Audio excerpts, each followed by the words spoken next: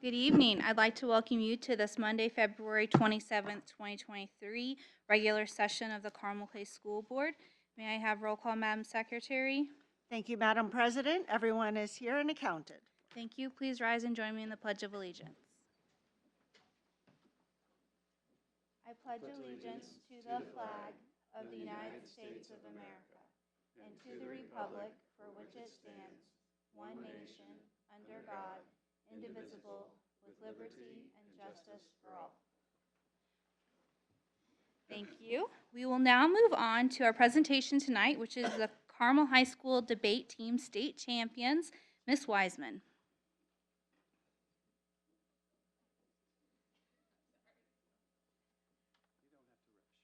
I'm just really excited. I'm excited too.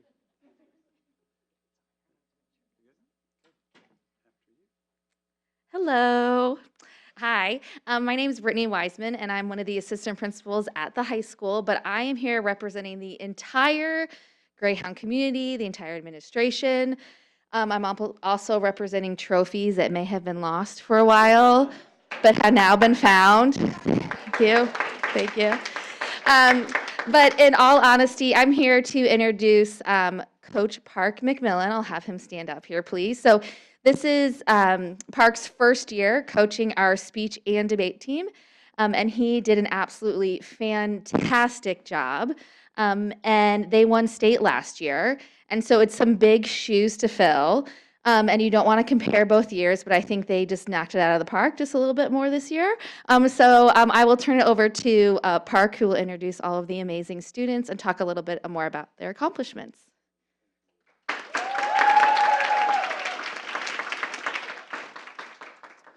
Thank you, Brittany. I appreciate that.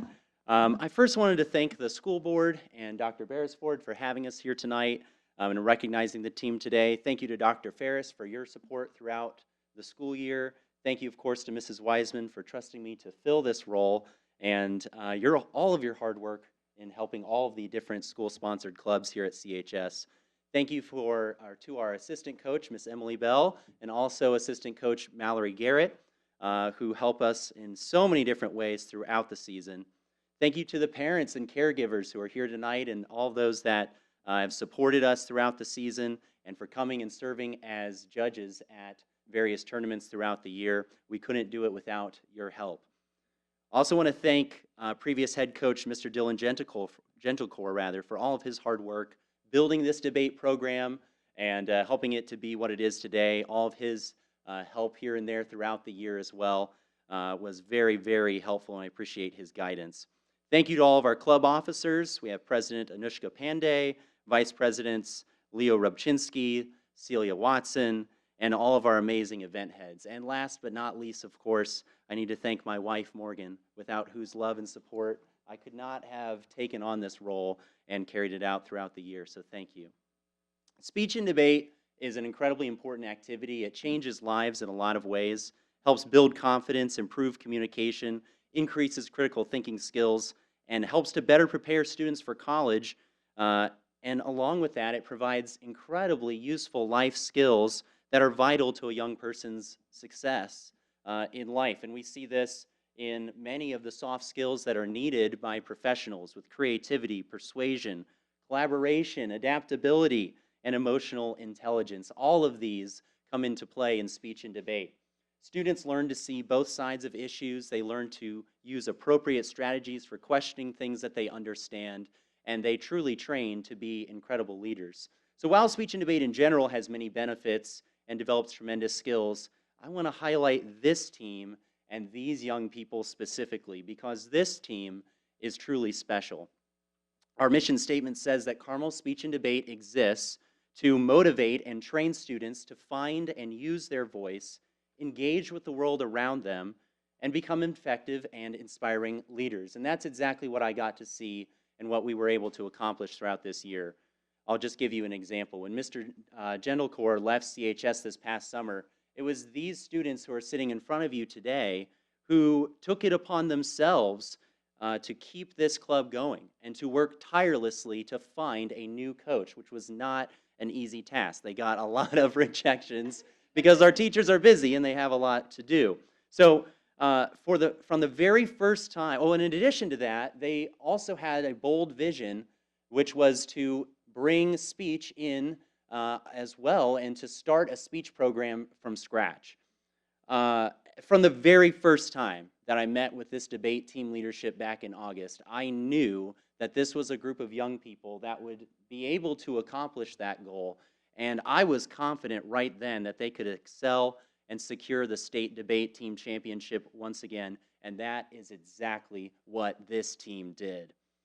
Our entire team is composed of over 140 students. We regularly take between 40 to 60 to a series of 14 tournaments that we attended this year. And 32 students were able to compete at the state debate championship tournament. Every single member of this team helped contribute to that victory, and so we definitely want to recognize all of them. But I'm going to start especially with those that saw particular success and broke to elimination rounds. So we'll start with them. As we recognize them, I'm going to teach you something that's part of speech and debate culture, okay? And here, this is really fun. It'll help things to go a lot faster, too, which I know we'll appreciate. We're going to utilize what's known as the forensics clap. That is every single, yes, we're already ready for it. Thank you, Taya. So we've got, basically what you do is when we read a name and a placement, you'll give just one clap like that, and then we'll move on to the next person. So it helps keep it going. And then when we get to first place, we'll give a full round of applause, and then we'll do the same when we recognize the entire team. So we'll start with competitors who broke to elimination rounds. As I read your event, please come to the front and you'll receive your certificate. So we'll start with policy debate. In policy debate, teams of 2 debate one topic for the entire season. Policy requires extensive research and collaboration skills. Teams will alternate sides each round, so they have to be ready for anything. In policy debate, we had 3 teams competing. Our quarterfinalists, Aryan Acharya and Ethan Martin.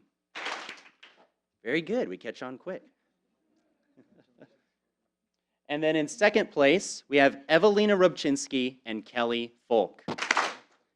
And our tournament champion in policy debate, Celia Watson and Paris Punader. And since they were the champions, let's give them a full round of applause.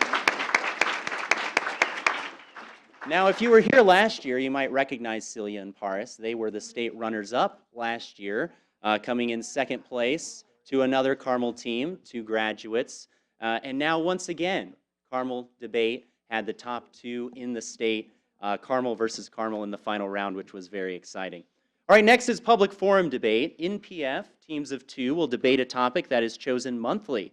And public forum requires research and collaboration, so debaters will argue either for or against a resolution and must be prepared to speak on both sides. In public forum, we had 4 teams competing. 2 of those teams finished as semifinalists. And so here are those 2 semifinalist teams. We had the team of Emma Hu and Jasmine Zhang, and then the team of Kevin Hu and Sandra Yang. Next is Lincoln Douglas debate. LD is a debate of values. Debaters will argue over what course of action is best for society as a whole. And they compete individually rather than as a team. So we had 4 individuals competing in Lincoln Douglas debate, and one of them broke to elimination rounds, breaking to quarterfinals our club president, Anushka Pandey. Next is Student Congress. Congress speakers are modeling basically a state or national Congress legislative session. So speakers will give short speeches on model legislation, and the goal is to try to convince the rest of the chamber to vote the way that they would have them vote. So we had 4 individuals competing in Student Congress, and all 4 broke to at least the semifinal chamber. So our semifinalists were Caitlin Fullman and Allie Harmon. And then 2 of our competitors made it to the final round chamber. In 7th place overall, Maxwell Goody, and in 6th place overall, James Yang. Finally, we have World Schools debate. World Schools is used to being last because alphabetically they're last. So in World Schools, teams of 5 will alternate between prepared and impromptu rounds. They'll also rotate responsibilities, as well as only 3 speakers will speak in a given round. So it takes a tremendous amount of teamwork and collaboration. So in World Schools debate, we had 2 teams competing. We'll start with our semifinalist team, the team of Isha Singh, Ismail Kiri, Taya Bendele, Sanya Gopalani, and Sarah Standish. And then our tournament runner-up in World Schools Debate, the team of Angelina Tan, Leo Rubchinsky, Ben Boyce, Chen Yao Liu, and Pahel Segal. All right, I think it would be appropriate to give all of our finishers here a round of applause.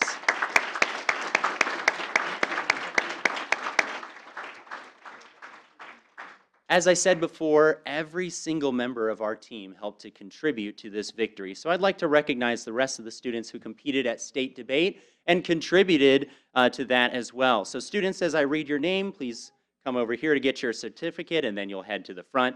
We'll utilize the forensics clap again for each student, and then we will applaud with a full round of applause for everyone at the end. So first, we have Fariel Hayter, Jessica Ding, Kate Smith, Lele Zhang, Marissa Finney, Pragathi Arunkumar, and Reedy Dondetti. All right, let's give a full round of applause to all of our competitors.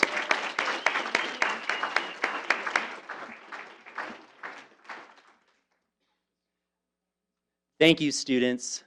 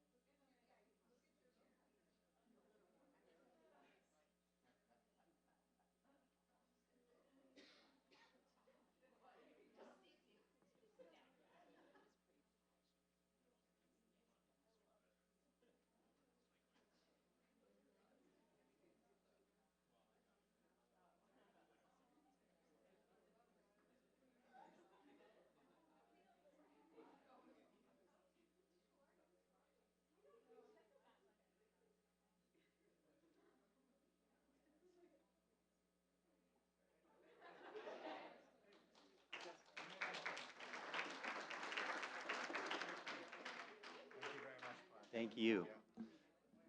All right, thank you, students. We appreciate you.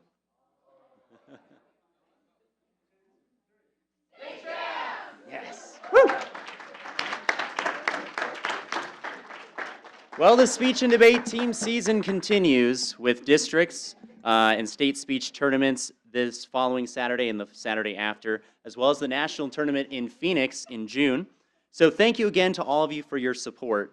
If you're interested in learning more about speech and debate, we would love to have you at one of our tournaments. You can come, you can participate, you can observe, and you can serve as a judge, which is always needed, and you would do a fantastic job. You get to learn more about the activity. You'll see the tremendous value of it, I'm sure. And beyond that, just like me, I think you'll be amazed at not just what these students do, but who they are. Thank you.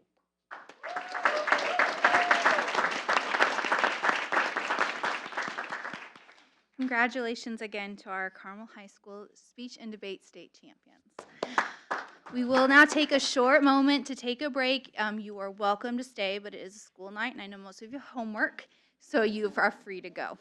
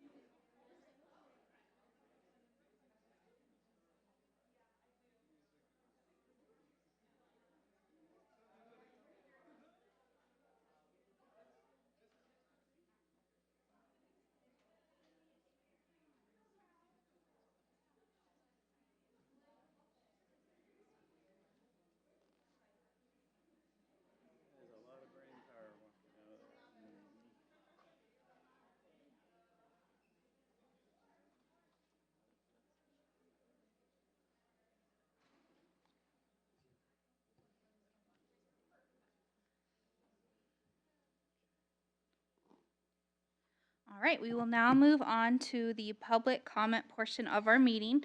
Our public comment shall be guided by the rules notated in the handout everyone received this evening under the public comment guidance.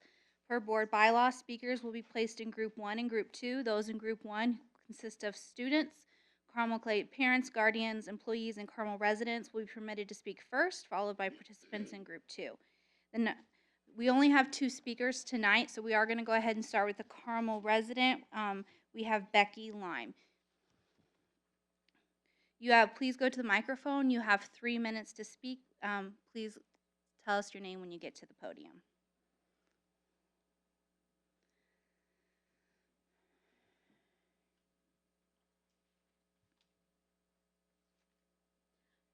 Hi, my name's Becky Lime, and I'm a longtime Carmel resident.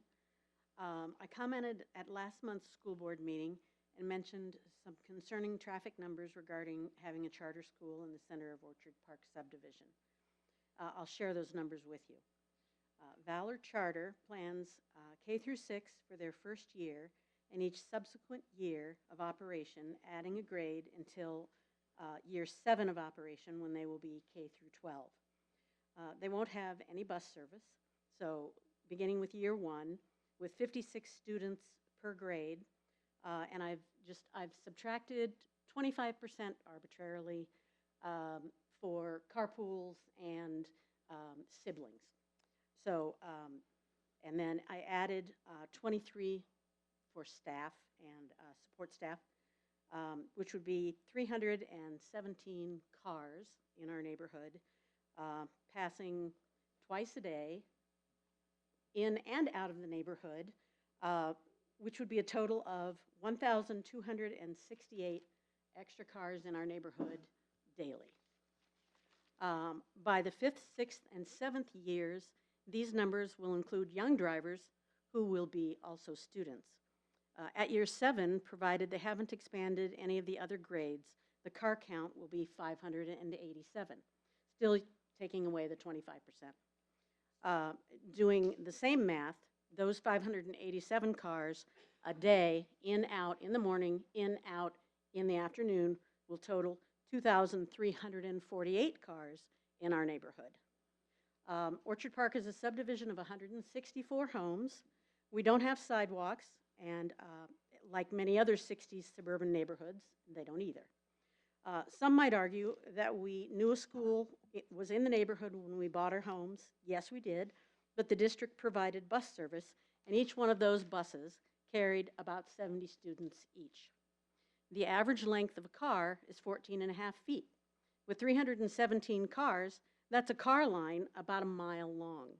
With 587 cars, it's approaching 2 miles long. Some say they think their tax dollars shouldn't be spent on that building and the plans to expand EduCare for Carmel teachers. I think it would be an excellent use of tax dollars, especially since it's in the center of our neighborhood. Don't hold our quiet Orchard Park neighborhood hostage to traffic. Thank you. Thank you for your comments. We will now hear from Karen Reynolds.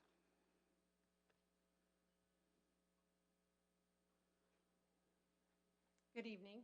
My name is Karen Reynolds. I'm a former public school teacher and a former public school administrator. Currently, I am a parent, a grandparent, a great-grandparent, and a member of the Valor Classical Academy School Board. A few days ago, the Carmel High School became big on the internet when your students were, showing everybody that fabulous facility. That is certainly something for everyone to be proud of, as well as your debate team. You have a lot to be proud of in Carmel. But as I was thinking about the state-of-the-art buildings that you have in Carmel, I wondered why you were so hesitant to give up a building that does not meet your standards. And I'm speaking specifically of the Orchard Park Elementary School. It seems strange to me that you would choose to bulldoze a building, which you obviously don't need if you're going to bulldoze it, rather than allow it to be used for students and for parents to have some choice. So I thought maybe the problem was that there were some misunderstandings about what charter schools actually are. So I thought I'd share a few facts. One is that charter schools are not religious. They are public schools. They are ultimately accountable to the state of Indiana. Charter schools are tuition free. One of the things that seems to be kind of confusing to people is you hear that charter schools take away money from the school districts. That's not actually true in the sense that the state funding that goes to charter schools is per student. So you were given money to actually, for the cost of educating the student. So if the student isn't in your district, you don't really need that money. One of the things that charter schools do not get is your public local tax dollars, your property tax dollars. Those stay with Carmel Clay no matter where the students go. So another thought might be that maybe teachers are concerned that they will have loss of jobs.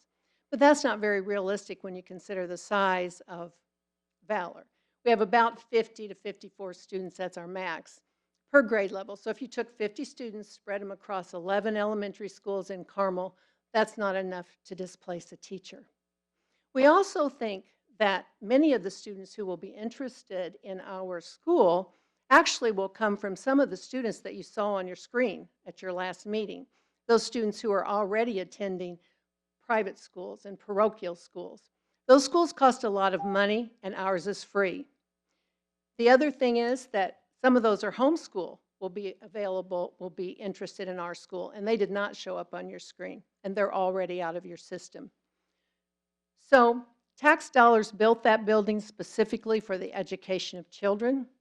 I would encourage you to continue to use those tax dollars for the original purpose, which was to educate children. And I would ask the school board and the administration to please consider allowing Valor Classical Academy to have that school. It is the best use of that building. Thank you.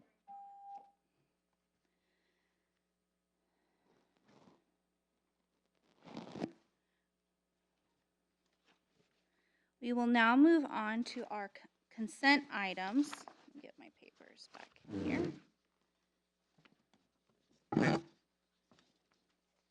Do I hear a motion to approve consent? So moved. Second? Any discussion? We will now vote. All those in favor, please signify by saying aye. Aye. Motion carries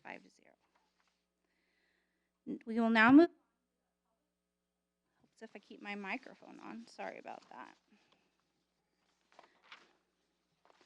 At this time, I will suspend the regular board meeting and open a separate public hearing to allow for public input regarding the proposed issuance of general obligation bonds or entering into one or more leases with a building corporation that would permit the building corporation to issue its first mortgage bonds. This is the second of 2 hearings on this topic. Mr. McMichael, would you like to make any comments regarding these plans? I would have a rather long narrative that's a part of the process that I will read through. There will be a display of our projected tax rates over the next 10 years that I'll refer to. And then after I do this, then there'll be opportunity for any public comment. Okay? So I'll begin by noting that notices of public hearings have been previously published to permit the board to conduct public hearings in conjunction with its consideration of the issuance of general obligation bonds and/or entering into one or more leases with a building corporation, which would permit the building corporation to issue its first mortgage bonds.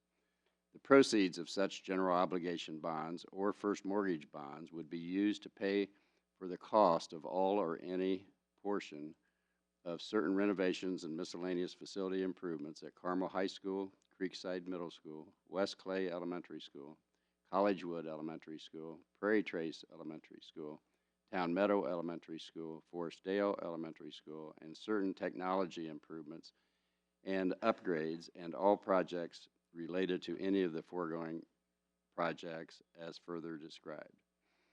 Indiana law requires that the board conduct 2 public hearings prior to considering adoption of a resolution preliminarily determining to issue general obligation bonds or enter into a lease or leases for certain controlled projects.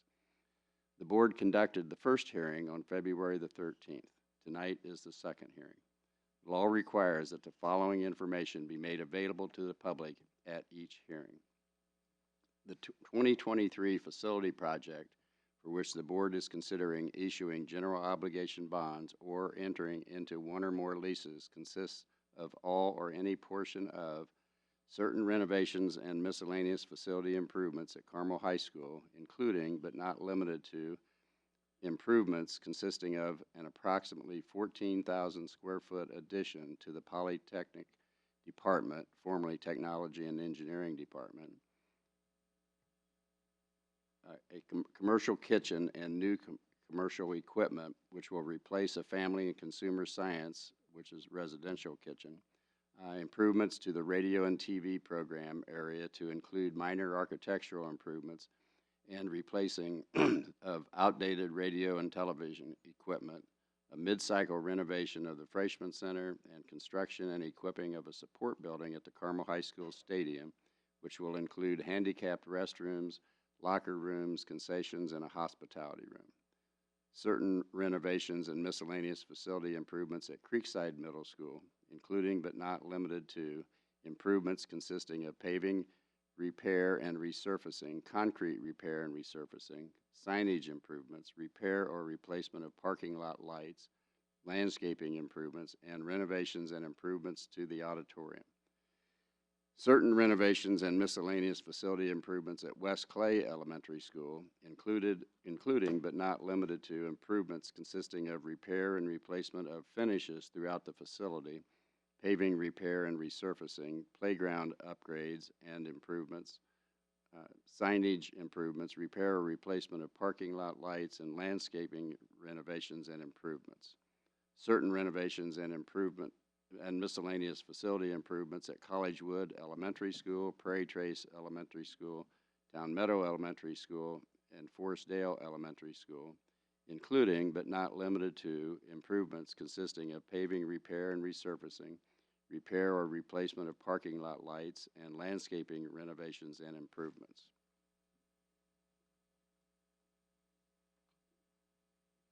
Technology improvements throughout the school corporation, including but not limited to improvements consisting of district-wide devices such as laptops for student and staff, network equipment, and various classroom technology equipment such as projectors, sound enhancements, etc., and all projects related to any of the foregoing projects.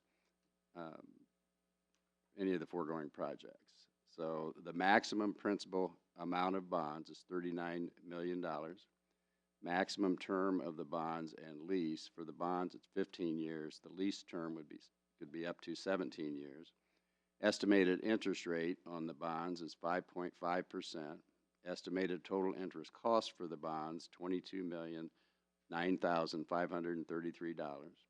If the board adopts a resolution making a preliminary determination following the second public hearing on February the 27th, a notice of that determination would be published, and property owners or registered voters would have 30 days following the publication to file a petition requesting the application of the local public question process for the proposed bonds and or lease. The school corporation's current debt service levy is $31,447,442, and the current debt service rate, which is 0.3120 cents per $100 of assessed valuation.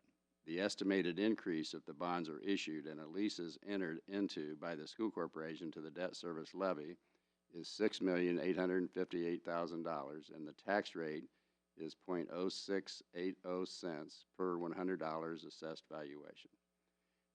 Please see the attached slide for the debt service levy and tax rate estimates over the next 10 years. The percentage of the school corporation's current and projected debt service payments divided by the net assessed value of the taxable property within the school corporation, which is considered the net assessed value, is approximately 0.37%. The percent of the school corporation's outstanding long-term debt, coupled with the outstanding long-term debt of other taxing units located within the school district, divided by the net assessed value, is approximately 12.69%. That concludes the narrative, and now would be the opportunity for public comment. Thank you. At this time, I'll offer members of the public an opportunity to make comments regarding these specific plans.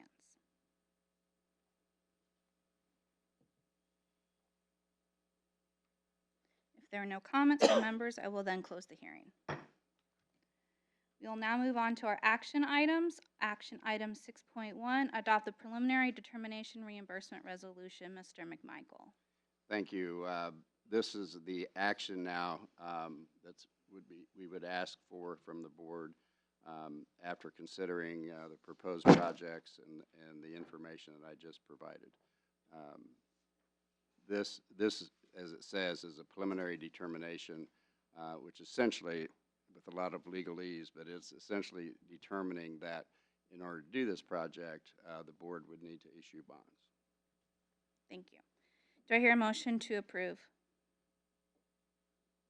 So moved. Second?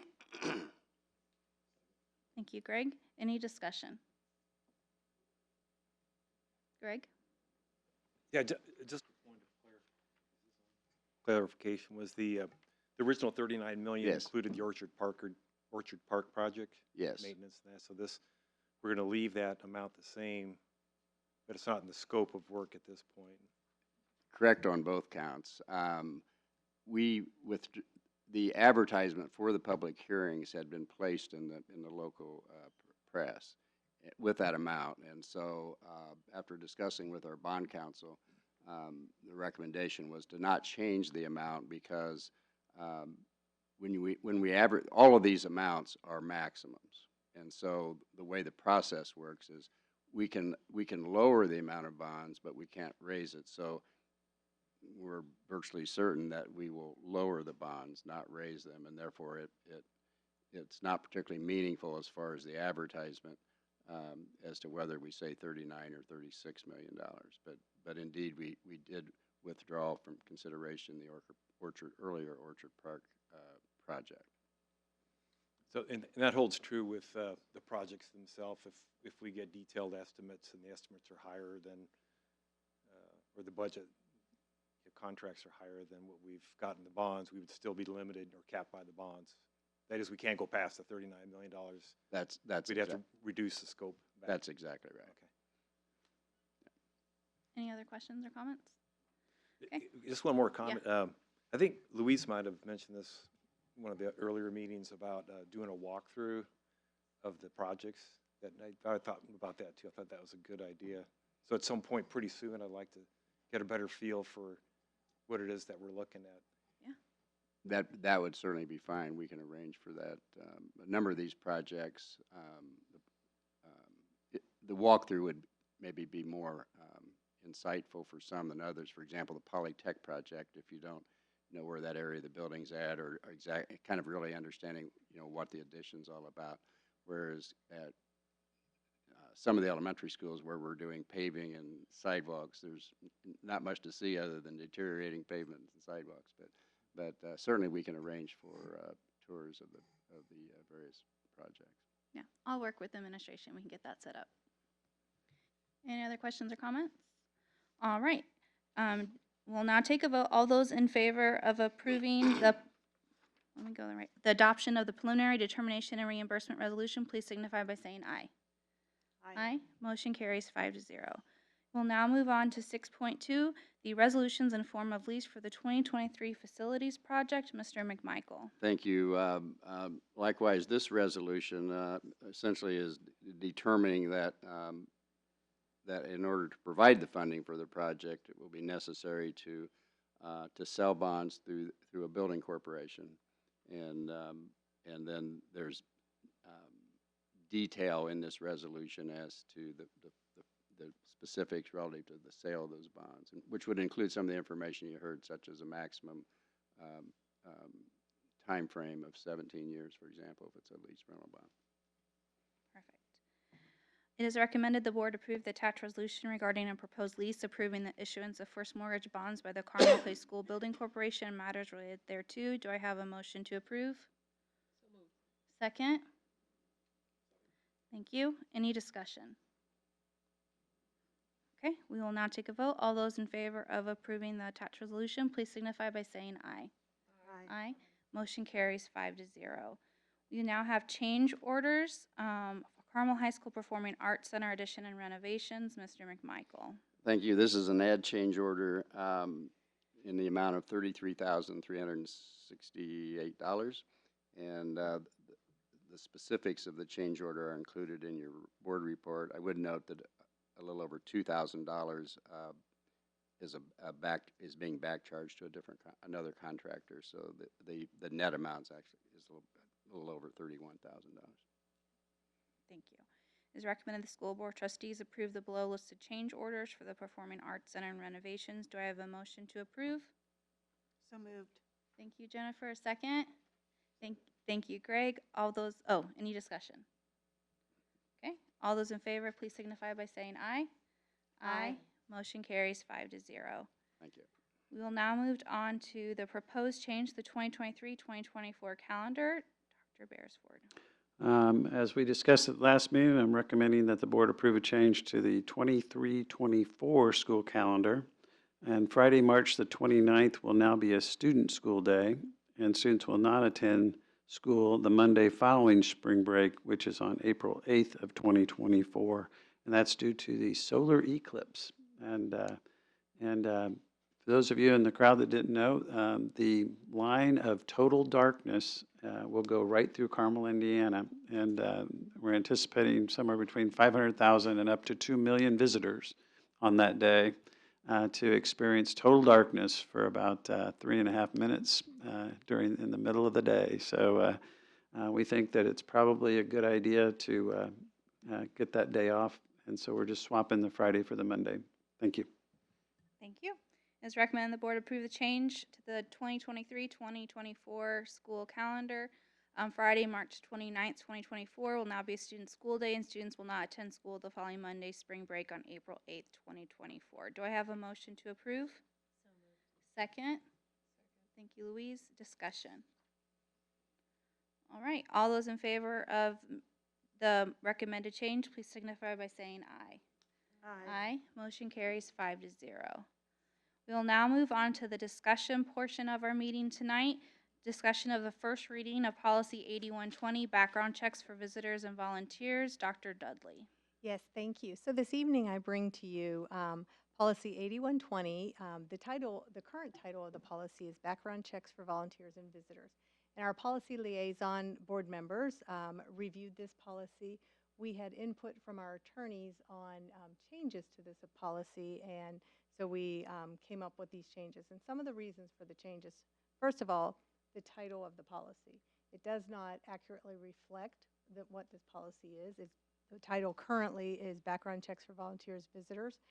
We are proposing the name change to Policy for Visitors and Volunteers, because that would more accurately reflect what we are talking about in this policy, and it'll make it easier for when people are searching for policies, because right now it doesn't make that very easy. So with that change, we added an opening paragraph to the policy that reflects the change of, we're talking about volunteers and visitors that are coming into the buildings. Down below, where we do have some reminders for our visitors, especially whenever volunteers or visitors are in the classrooms, it's very important to make sure that anything that they might see in the classroom about another student, that they're not discussing that. They keep that confidentiality, especially when it's not their own student. They shouldn't be out talking to other parents or what have you of one student and how they were learning in the classroom. So reminding our volunteers and our visitors about that, as well as not having disruptions in the classroom. And then also just a reminder as well of not videotaping in our classrooms. Whenever somebody might be videotaping in the classroom without the approval of either the principal or the teacher, they're creating that educational record. And we want to make sure that we don't have that going. Now, that's not to say that you go to a performance and your students are doing a musical performance and parents want to videotape. That is very different. We're talking about when we're in the classroom there. And then the other thing that need to change this policy is from time to time, we will have outside vendor for-profit agencies that want to come in and provide services within the school day to our students. And these are for-profit agencies, whereas no, we do not allow, where they're taking away the time that the students are there to be educated. And so that piece was another piece that our attorneys suggested that we add to the policy to make those changes. So with that, I'll have any questions that you might have. Thank you. I'm going to open up to board questions. I have one. So I know that some of these things that are stated are mentioned in other policies that we have, such as like the video and the, we have our decorum policies, and are those going to be notated on the bottom too, usually? We The can certainly add that, cross-reference? like, for example, the audio video, the policy 9161. Yeah. We have verbiage that is similar to this as a reminder, and we can do For the some video too. cross-references. Yeah. Mhm. And then I think the civility and decorum Yes, would be a good correct. one too. Mhm. Okay. And I do love the fact that, we talk about, because we want volunteers, we want them to come into our schools. We just need to make sure that, there's no distractions and things like that. So I love that, because we definitely want that.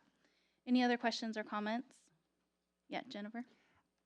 Thank you, Dr. Dudley. It's really insightful when you read through these policies, and as Katie said, it's so helpful to the schools, and it really is important to have active participation by our parents. But last year, David Woodward gave a presentation at the PTO coordination meeting about the difficulties when people are videoing and taking pictures in the classroom or at certain events, because there are some children that do not, I don't know what the, do not publish notations on their record, and so one may inadvertently put someone to harm by coming in and not realizing it, whereas those things can be better vetted when there's a performance. Maybe that child doesn't come to the performance or isn't in an area where they can be easily viewed.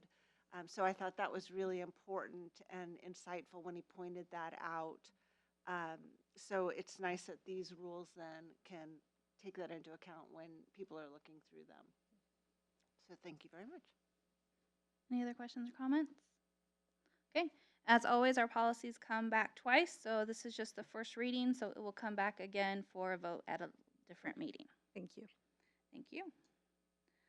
All right, we will now move into the report section. You're back at it, Dr. Dudley. Thank you. So this evening, for our report, we're very excited to have Mrs. Katie Overbeck. She is our reigning Teacher of the Year, Carmel Clay Schools Teacher of the Year. And Mrs. Overbeck is also the coordinator for our International Baccalaureate program.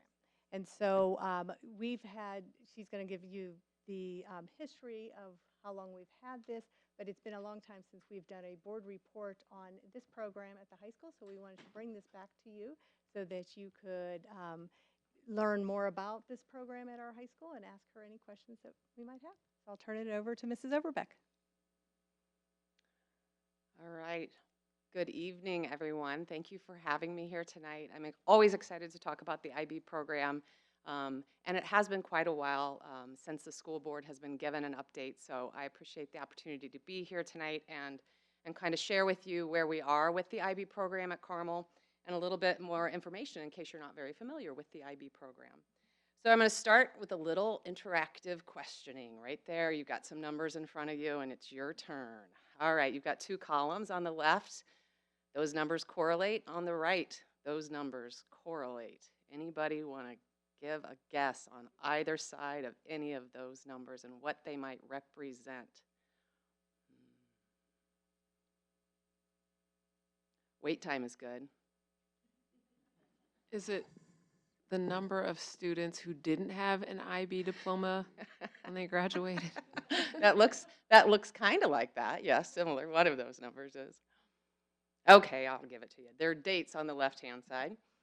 1968, that's when IB began in Geneva, Switzerland. 1988, North Central High School brings IB to the state of Indiana. 2006, Carmel High School joins the IB force as an IB World School. On the right-hand side, 3,686 IB schools around the globe. 949 of those IB schools are in the United States. 18 are in the state of Indiana.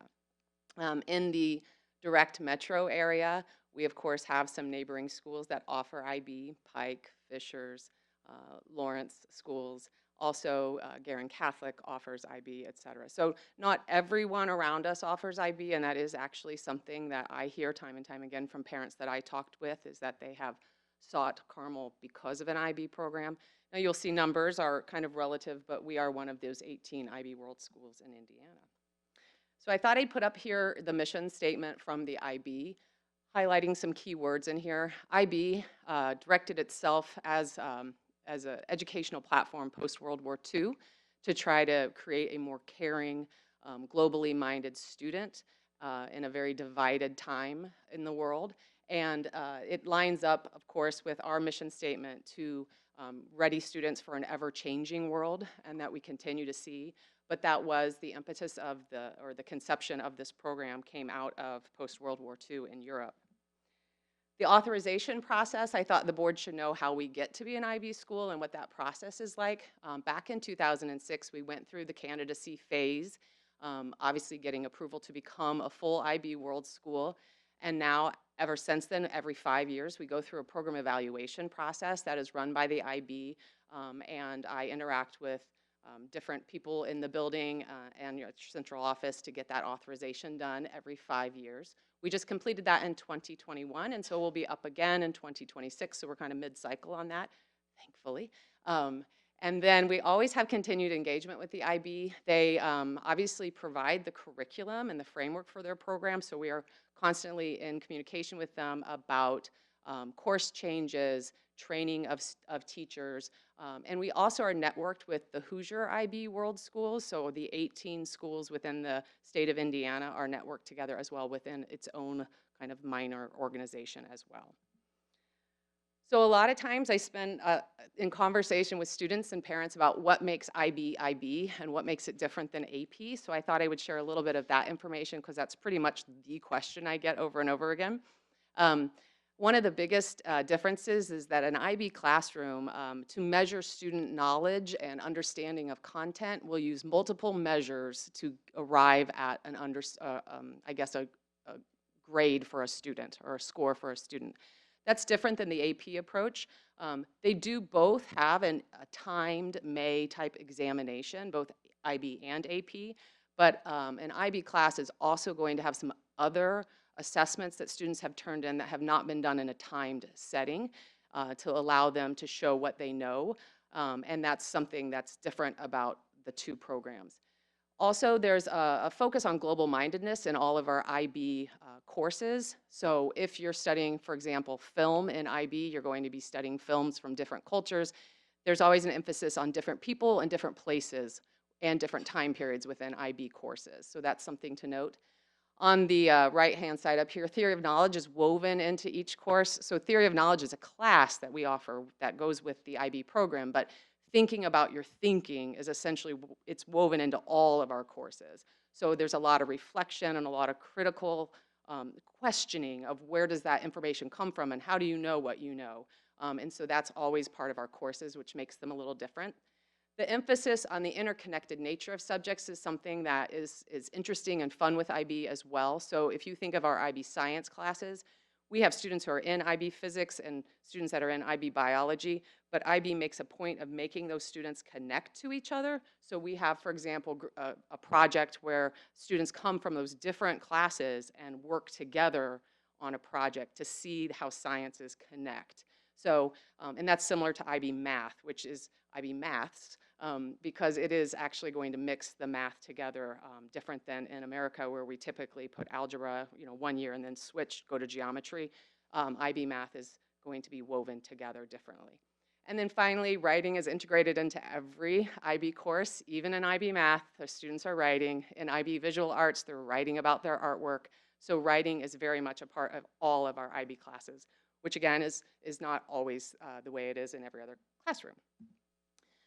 IB is aspiring to create students who have this learner profile, and I always talk to my students about the character traits that IB is hoping to help bring out in them. They want students to be willing to take risks academically at the same time that they're very principled about their decisions. So it's this balance in terms of their personality and in terms of the strengths that we bring out. The idea that a student can be caring and knowledgeable at the same time is just lovely, right? So we work through all of those and try to bring out the learner profile as something that we can work on in all of our lives. Two options at Carmel High School for our students. Students can either choose to be course candidates, which is on the left-hand side of your screen. And that basically means they can take IB courses just like they take AP courses at Carmel. So it's a la carte, right? So if you want to take IB film, great, go for IB film. If you want to take IB biology, you can take that in isolation. All IB courses are only open for junior and senior year. That's an IB rule. This is a collegiate readiness program, and they don't open it up until you're in your last 2 years of high school. So 34% of our juniors and seniors at Carmel High School are taking one or more IB courses. So it's a very significant number of our population, but most of them are doing it in this a la carte fashion. If you look at the other side of the screen, we have 4% of our students doing the full IB diploma. A lot of reasons for that, and I'm going to tell you what that IB diploma really looks like on this next screen. To get the full IB diploma, students have to put together this combination, these 4 bullet points. And it is a lot when you try to put it into your junior and senior year of high school. So what happens is the student, if they want to do the full IB diploma, they're going to sign up for 6 different courses, 1 from each subject group.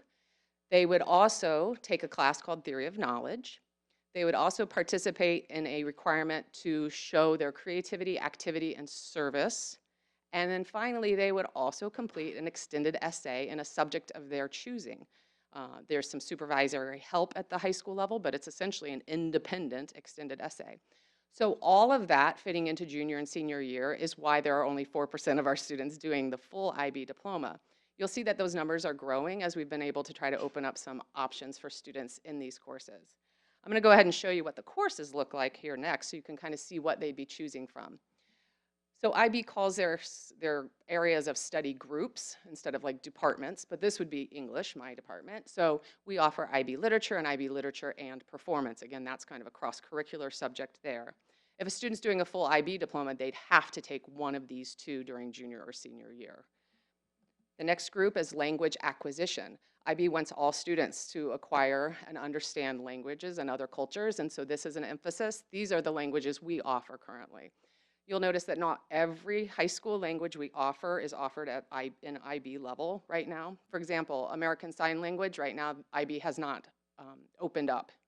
They're planning to, they're piloting it, but that's not there yet. So you'll see some limitations to maybe who would take the IB program if they're trying to take sign language. They can't also do the IB diploma.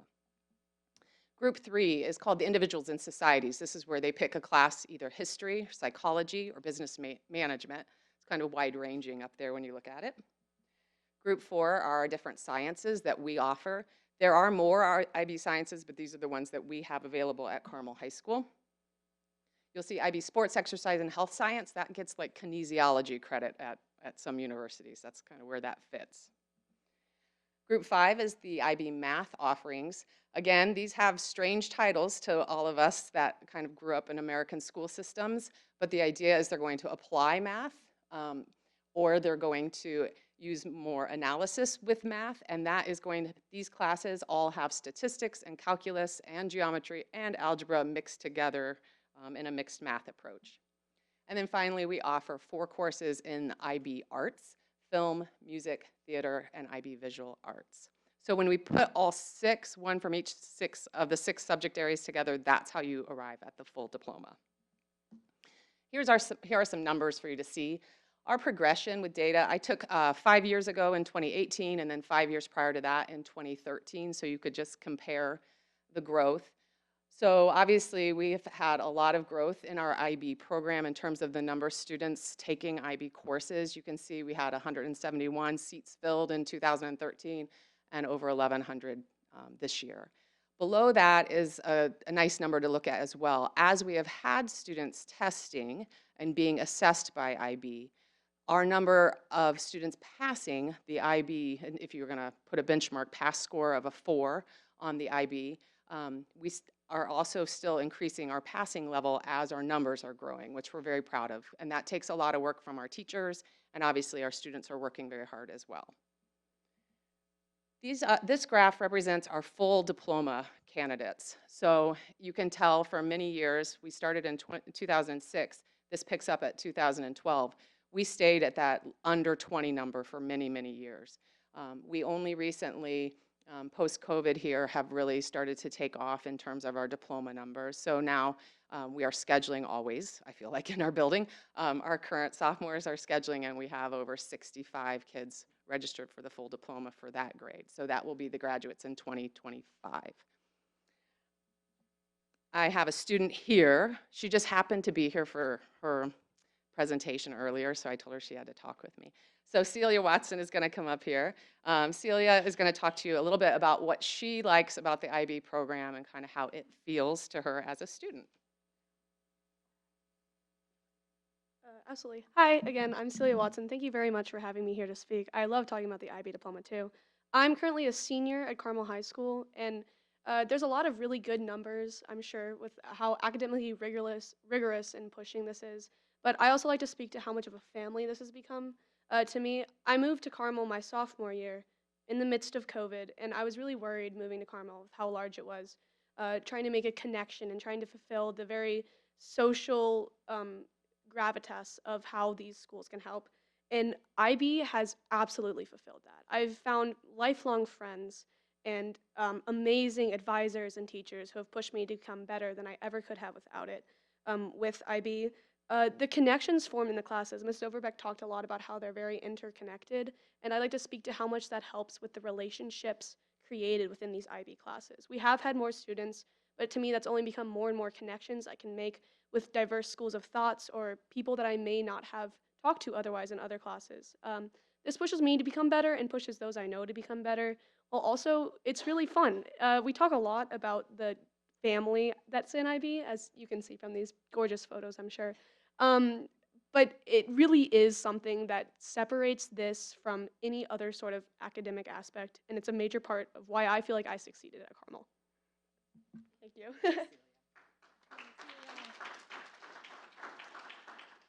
Okay, so thank you, Celia, for staying and taking the time to talk about IB. I will say that I wanted to make sure that I spoke some truth about the challenges and some other things that we continue to need to work on with IB.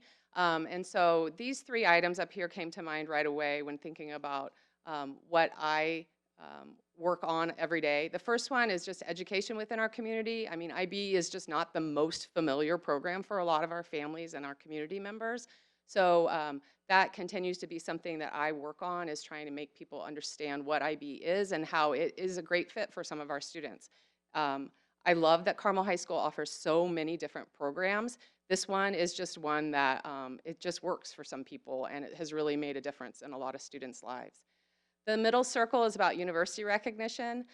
Universities definitely recognize IB coursework, just like they do AP coursework, but it's very inconsistent, and that can be very frustrating for our students. So just to know that you get certain credit at IU and totally different credit at Purdue can be just very confusing. So the IB Hoosier World Schools folks, all of us who are coordinators, we try to take trips to Purdue and talk to their admissions people and try to interact and try to figure out how we can make sure there's a little more understanding at their level of what these courses offer. And then finally, on the state legislature side, there's definitely, the Department of Education sees IB and AP as equal graduation pathways, and that's very clear and very great. But on the legislative side, students don't really have to pay very much to take an AP exam, but they have to pay full dollar for an IB exam. And that's because the state hasn't funded the IB equally with AP. And even though the Department of Education says they can take both of those pathways to get to graduation, the money isn't there to back it up. And so that's also something that with the other coordinators at other schools, we continue to try to get into somebody's, on somebody's docket to talk to them about that at the State House level. So, so that's where we are with IB. Hopefully that was some information for you tonight that you can process, and if you ever have questions, I'm always here to answer them. I love talking about IB any chance I get, really. So do you guys have any questions? First off, thank you so very much. It was fantastic and blew our minds. I will now open up to the board. Questions? Comments? I'll kick it off. Okay.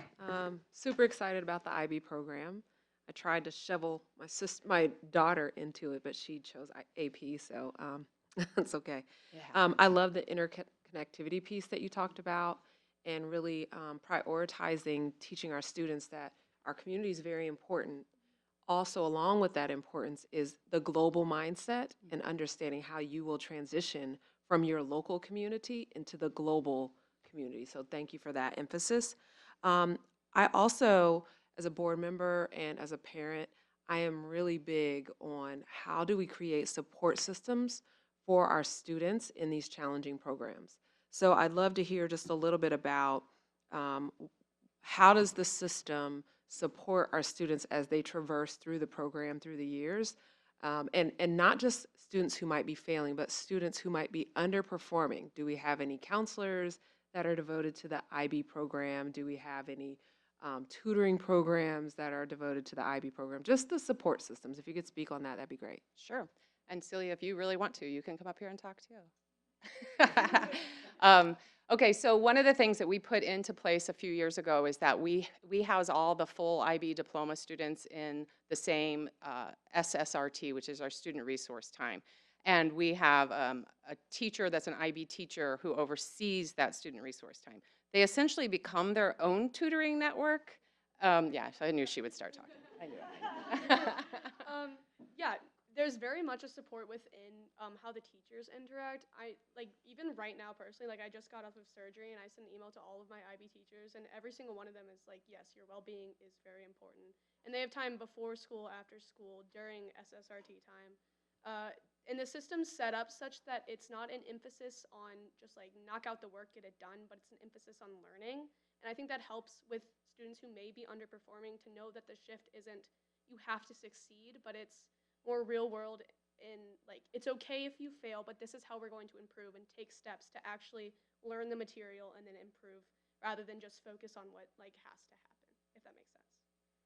And we do have one of our counselors has been trained as in the IB program, so we have a counselor in-house that I can always go to, and he helps as well with the other counselors. They've done a great job of helping the kids. You know, generally stress is real in junior year of high school, and so we really try to keep them together and keep in communications. You know, in the other schools, like for example, the freshman center was originally kind of built this way, and then of course there are teams at the middle school. IB kind of becomes a team of teachers, right? So we do communicate with each other if there is somebody who is struggling for sure. Awesome. And then in terms of the correlation for the tracks into areas of focus if they decide to go to college, do you have any insights or just little tidbits of how you guide the students? Do you guide the students? So just to clarify, you mean like with their college pathway? Yeah. Yeah. We do a lot of scheduling work. I start seeing students, well, like today I met with 2 freshmen who are interested in the IB program, and the question is kind of, do you know the direction you want to go, or do we want to just keep every door open at this point? And for a lot of kids, they're just trying to keep all their doors open. They don't know what they're going to do. And so the IB is nice. It kind of got a rap for a reputation for a little while of being a humanities-based program. It isn't. It's equally divided between math and science and humanities, but it does give students a well-rounded approach. So they are pushing themselves or taking a harder level in English, in language, in math. So it does kind of keep things way open, but we have students who are going into all different majors out of IB for sure. Okay. And then I did see some of the highlights on the classical education. I know Greg is really passionate about classical education, so I saw like the Latin, previous Latin students. So yeah, I appreciated that highlight, and the music pieces there. Also, last question is just around students who transfer, in high school, occasionally students move here. Is there a way to catch them up or? Yeah, we actually have students every year who come to us from IB schools elsewhere, and they come to us. So, in this last year, we've had 2 students this last summer where one came from Texas and one came from, where's B from? Anyway, we had students from different countries who came in, and I just have to see how their program fit with our program, and we can fit together. If a student comes in and hasn't been in an IB school and they move here for their senior year, that's a little bit tougher because it is a 2-year program and it's pretty hard to start. You really can't start at your second your year you're going to graduate. However, we always have sophomores like Celia who came in during sophomore year and were able to jump into the program. Other questions, Kristen? I just wanted to start out by saying thank you. I've heard of this program and seen about it, but I really didn't know much about it. So I feel like I really have a strong idea of being able to answer questions about the program or where to lead them. I just wanted to hear a student perspective of how you think this will, what this knowledge will help you with in your future in college and then beyond. Absolutely. I'm really excited to see how IB. I know Mrs. Overbeck talked a lot about the writing portion. I'm going to be going into a major in political science with a lot of writing, and so I'm really excited to see how this. And I feel really prepared for how in college. I don't want to say real world because I think that's a lot of diverse ways you can take that. But from my experience going into college, seeing how this emphasis on learning and emphasis on actually like taking in the information that you're passionate about and finding your passion in each of the 6 subject areas is going to correlate with feeling prepared. I genuinely do feel prepared going to college this next year after going through IB. And like you said earlier, I moved here sophomore year from Brazil from an IB school. So it is really tough to make that adjustment. But I think within the program and with the teachers and the support staff, it makes you feel like you have an understanding of where you are and ability to know that you can push through these hard situations and really stressful times with an ability to be for the better and feel prepared into these next few years. Thank you. As a fellow political science international relations person, it's fantastic. And yes, you need to learn how to write and read a lot. And then you can always serve as school board president with that degree. She very well might. She might. She might. International relations. All right, any other questions or comments? Thank you again so much for coming. Thank you for sharing your time. Thank you. I love the student perspective. Thank you so much for coming. Thank you very much. Katie. And I would just like to say thank you to Mrs. Overbeck and Ms. Peel for their leadership. As you can see by the numbers, the IB program has really grown, and it is very much thanks to Mrs. Overbeck and as well Mrs. Peel and the leadership. And thank you for just continuing to work with our students and the great work that you do. We will now move on to our monthly financial update. Mr. McMichael.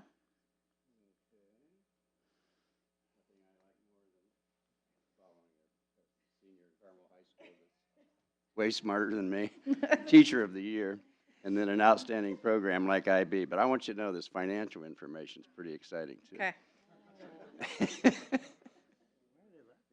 I don't know why they're laughing.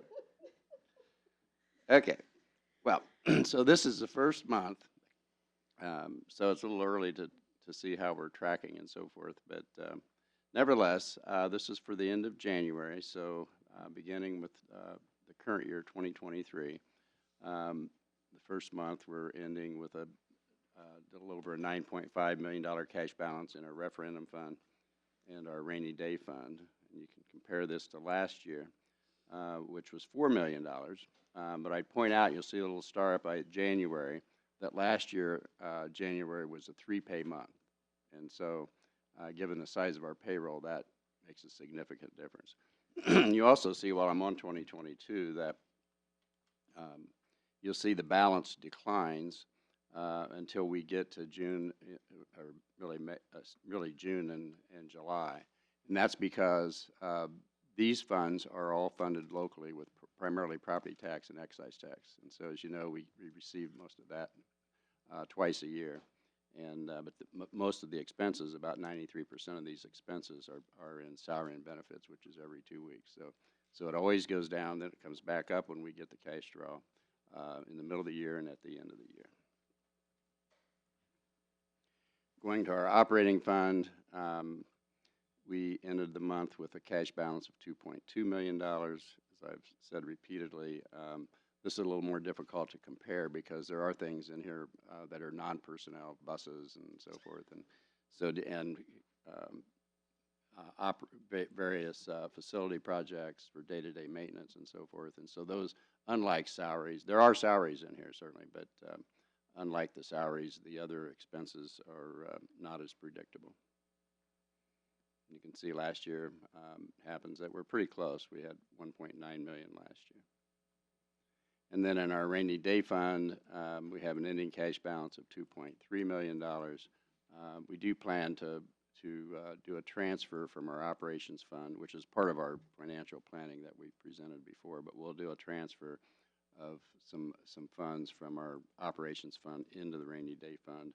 Our goal is to, over time, is to build a balance between the education fund, the local operating referendum, and the rainy day fund of about 12%. And we've, for years, have had a stated goal of a minimum cash balance of 8%, but we would like to increase that a bit. And then you can see last year the balance was almost $1.5 million. And I think that's it. There was a question about some of the, you'll see some of the accounts here with a negative balance. Generally, that's in the safety referendum, for example. Again, that's because we're spending that money mostly on salaries, but we're receiving the revenue through property taxes. And the other negative balances, they're typically grants, and grants work on a reimbursement. So we spend the money, it runs in the red, then we submit for the reimbursement from the grant. So with that, I'll respond to questions if you have them. Any questions from the board? All right. Thank you, Roger. Thank you. We'll now move on. Aw, he gets a clap too. Love that. All right. Legislative update. Ms. Williams. Well, we're about halfway through the session now. The session ends on April 29th. And just as a reminder, in the summer, Carmel submits a legislative letter, just a little information about things that we would like to see, where schools are, and that letter that we submit is on the Carmel Clay website for anyone who would like to review it. The next few weeks are critical in policymaking because this is the time where a bill, if it starts in one chamber and it's had its readings, it flips over to the other chamber to be read there. But this is also a time where a lot of things just die in committee. We're hopeful that the new funding formula will catch Indiana up with surrounding states and the nation in pay and benefits. As we've talked about many times over the past months and year, it's a struggle right now to retain teachers and to encourage teachers to go into the education profession. And one way to encourage people to do so is to make sure that these are good, steady jobs with salaries that match their level of expertise. So we're hoping that our legislators will hear that.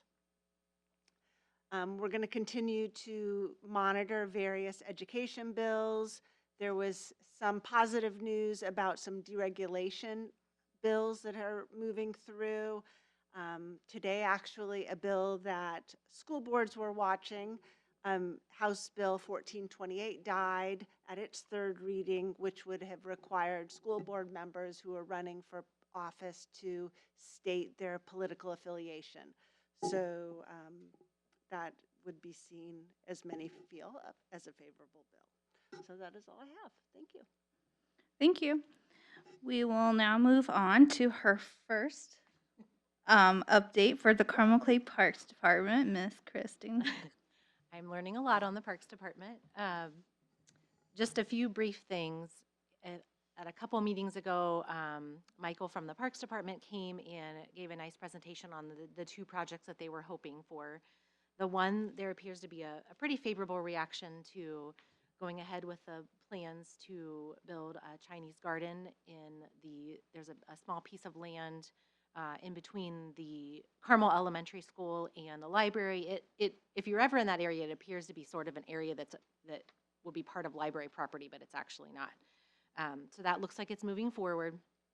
The other thing that he presented on to us was trying to secure a place for an East Side dog park. And so one base they had looked at was school-owned land near River Road and Main Street.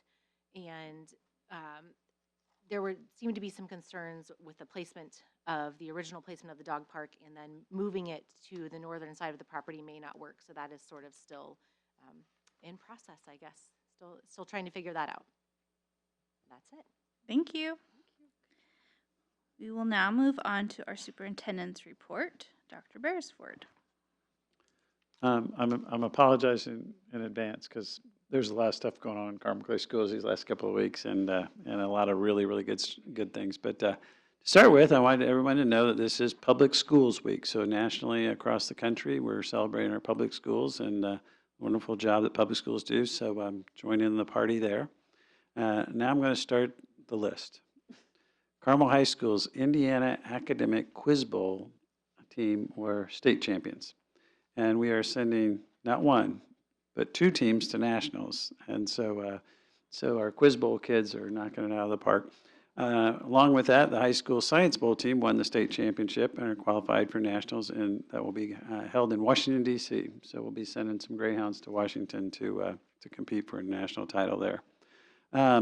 WHJE 93.1 on your FM dial. And Carmel High School's television, CHTV, had a successful weekend in New York City, winning a number of group and individual awards at the Intercollegiate Broadcasting System competition. So congratulations to our guys and gals that are working on the TV and the radio. They just do a fantastic job. In the world of media, we'll keep going. Highlight News Staff was just named the 2023 National Scholastic Press Association's online Pacemaker finalist. Now, the Pacemaker is the NSPA's highest award, and it's normally called like the Pulitzer Prize of broadcasting. So the highlight was one of only 24 websites across the entire country to be named a finalist, and it's the only finalist from Indiana. So congratulations to those kids. I'm on the beat. I have a reporter come every month and grill me on what's going on in the district, and so they're really talented kids. Now, I just want to talk about last Thursday, because last Thursday was just awesome, okay? So first off, it was the Tech Hounds Robot Reveal, and this is like one of my favorite days of the year. So we go over to the high school, and all the kids and their families and a lot of people are there, and this robot competition that they get in every year is just amazingly hard. It's just like got multiple levels of just being difficult. And they create this robot, and they get the information. It's a book about this big that tells them what the competition specs are and all the different challenges they have to do. And then they have to work with 2 other robots in order to climb the ladder and advance. And it's like a little robot corporation that they have at Carmel High School, like 100 and 150 kids in it. And they're really just amazing. So we got the big reveal is to show the robot, and it runs through and does some of the competition pieces.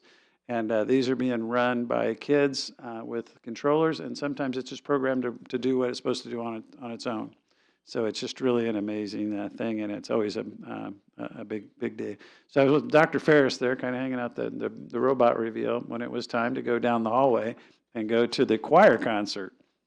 And so the winter choir shows, this one in particular, they run several of the groups of choirs at Carmel High School, and of course they're just outstanding and funny, and also though they ran 10 solos. They had 10 soloists that sang, and wow, I felt like I was at Broadway. It was just incredible. So that's why Thursday was a really cool day. It was one of the best days ever. Now, speaking of choir, our show choirs are continuing to shine. This past weekend, they competed in the Franklin Central Hoosier Choir Show, which is one of the most competitive contests, around. And in that contest, our ambassadors, our accents, our new addition, and this was the fun one, Carmel Middle School's choir called Class Act, were all named grand champions of that competition. So that's a big wow on that one. That's a big one.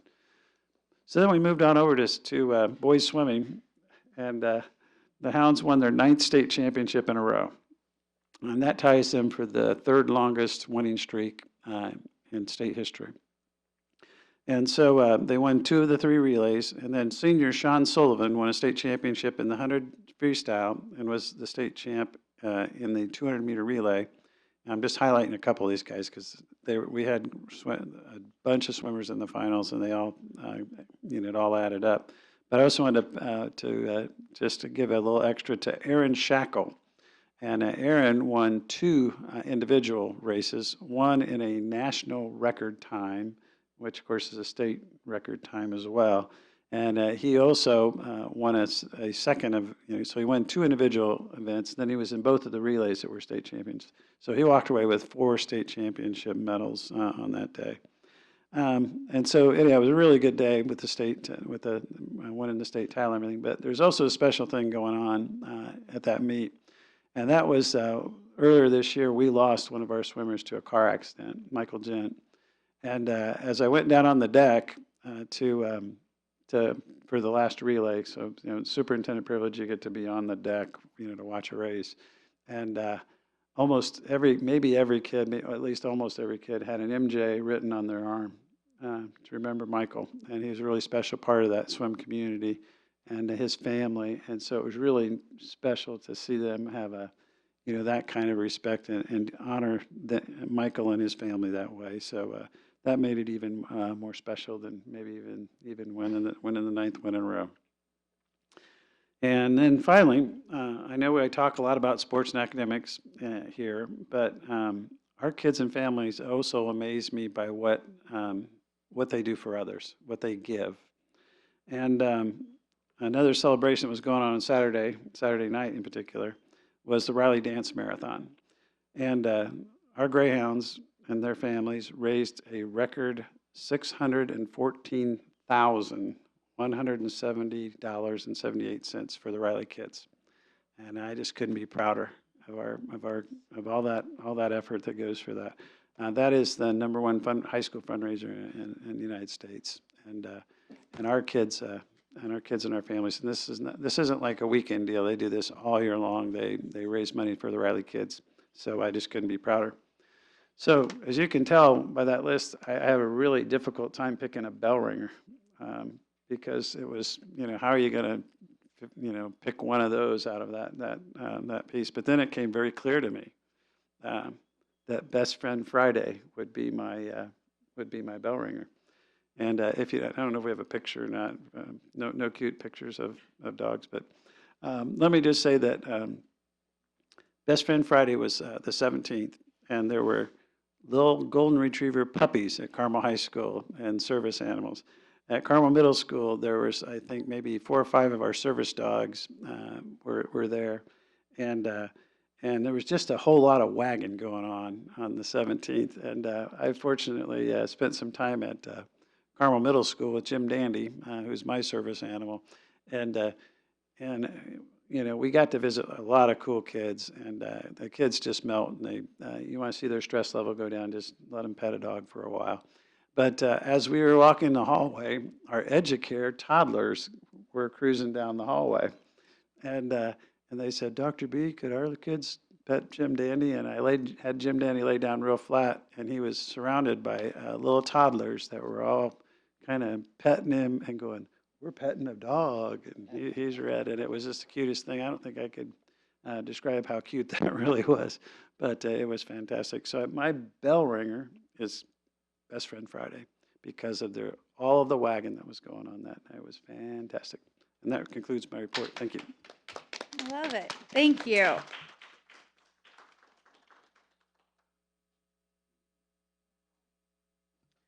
The last thing I have is upcoming meetings. We are already at March. March 13th will be the school board workshop session, followed by March 27th, the school board regular session, and then spring break, March 31st through April 7th. I will now take a motion to adjourn the meeting. So moved. Second. All those in favor, signify by saying aye. Aye. Meeting adjourned. Thank you, everyone.